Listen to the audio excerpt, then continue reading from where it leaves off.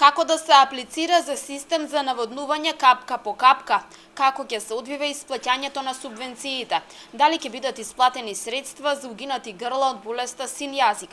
Ова се дел од прашањата на земјоделците од Велес и Велешко, за кои одговор побараа од советниците во Агенцијата за финансиска поддршка на земјоделството и руралниот развој. Јовица Китановски е еден од земјоделците кои искористиле дел од мерките за набавка на земјоделска механизација. Сега има намера да аплицира и на останатите повици. Поседувам државно земјиште од 260 хектари, од која имам 240 житарица, имам 4 хектари лозов насад и 8 хектари овошен насад. Ние сме задоволни, добиваме субвенции, конкурирав пред 2 години 50-50 добив.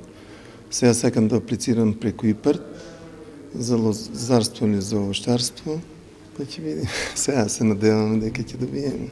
Агенцијата за поддршка на земјоделството денеска во Велес ги реализира предвидените отворени денови. Земјоделците од Велешко предложија идеи за поедноставно искористување на мерките за рурален развој. Вработените од агенцијата пак велат дека се работи на поттикнување на интересот и помош на земјоделците за изготвување на документација за користење на ИПАРД програмата.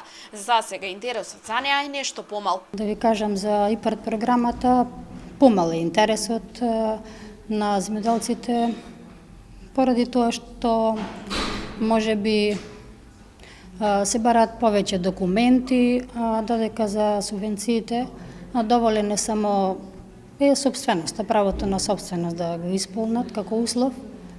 Значи, ние секогаш сме отворени за сите кои што имаат интерес, еве и нека повелат во агенцијата.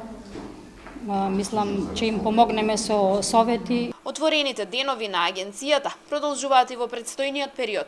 Утре нејзините советници ќе остварат средби со земјоделците од Кавадарци и Неготино.